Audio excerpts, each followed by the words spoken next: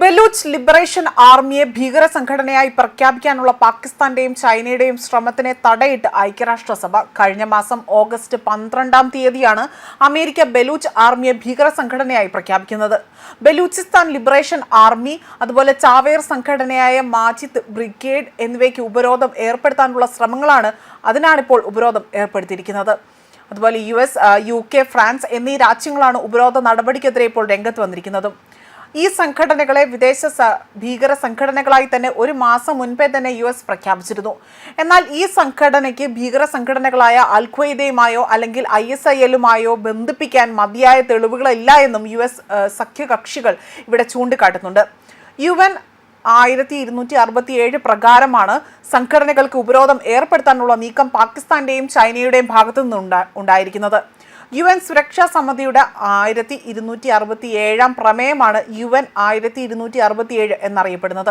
അൽ Qaeda, Taliban, ISIL എന്നിവയുമായി തന്നെ ബന്ധമുള്ള വ്യക്തികൾക്കും സ്ഥാപനങ്ങൾക്കും യാത്രാവിലക്ക്, അതുപോലെ തന്നെ ആസ്തി മരവിപ്പിക്കൽ, ആയുധ ഉപരോധം തുടങ്ങിയ ഉപരോധങ്ങളെല്ലാം തന്നെ ഈ പ്രമേയപ്രകാരം ഏർപ്പെട്ടിരിക്കുന്നവയാണ്. നേരത്തെ തന്നെ BLAയ്ക്കും മാജിദ് ബ്രിഗേഡിനും ഒക്കെ തന്നെ ഉപരോധം ഏർപ്പെടുത്താൻ പാകിസ്ഥാനും ചൈനയും സുരക്ഷാ സമിതിയിൽ സംയുക്തമായി തന്നെ അപേക്ഷ സമർപ്പിച്ചിരുന്നു.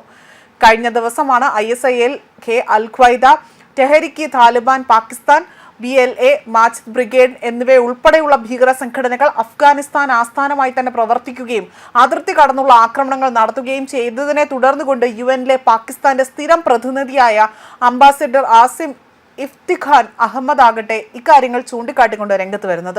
അതേസമയം പാകിസ്ഥാൻ ബലൂച്ച് ആർമി അടക്കം ഉപരോധം ഏർപ്പെടുത്തുന്നതാകട്ടെ പ്രസിഡന്റ് ഡൊണാൾഡ് ട്രംപും പാകിസ്ഥാനുമായുള്ള ബന്ധം വളരെയധികം ശക്തമായി നീങ്ങുന്നതിനിടയിൽ തന്നെയായിരുന്നു പുതിയ നടപടി സ്വീകരിച്ചത്.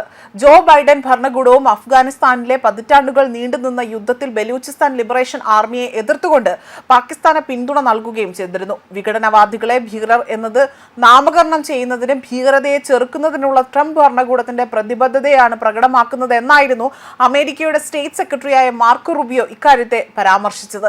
മാർച്ചിൽ 450 യാത്രക്കാരുമായി തന്നെ പോയ ട്രെയിനിന് നേരെ നടന്ന ആക്രമണത്തിന്റെ ഉത്തരവാദിത്തം പോലും ലിബറേഷൻ ആർമി ഏറ്റെടുക്കുകയും ചെയ്തതായും മാർക്കോ റൂബിയോ അന്ന് ചൂണ്ടിക്കാട്ടുകയും ചെയ്തിരുന്നു. ബലൂചിസ്ഥാനെതിരെ പാകിസ്ഥാൻ സൈന്യം ഏകദേശം 2 പതിറ്റാണ്ടുകളായി തന്നെ പോരാട്ടം തുടരുകയാണ്. അതുപോലെ ബലൂചിസ്ഥാൻ ലിബറേഷൻ ആർമിക്ക് എല്ലാ സഹായവും നൽകുന്നത് ഇന്ത്യയാണ് എന്നതായിരുന്നു പാകിസ്ഥാന്റെ ആരോപണം. എന്നാൽ ഈ ആരോപണത്തെ ഇന്ത്യ നിഷ്കരണം തള്ളിക്കളയുകയും ചെയ്തിരുന്നു. ഇതിനെല്ലാം പിന്നാലെയാണ് ഇത്തരത്തിൽ ബലൂചിസ്ഥാനെയും മറ്റ് ഭീകര സംഘടനയായി തന്നെ പ്രഖ്യാപിക്കണമെന്ന് പാകിസ്ഥാനും ചൈനയും രംഗത്ത് വരുന്നത്. എന്നാൽ ഇതിലിപ്പോൾ ഉപരോധം ഏർപ്പെടുത്തിക്കൊണ്ടാണ് ഐക്യരാഷ്ട്രസഭ രംഗത്ത് വരുന്നതും. ന്യൂസ് ഡെസ്ക് കർമ്മ ന്യൂസ്.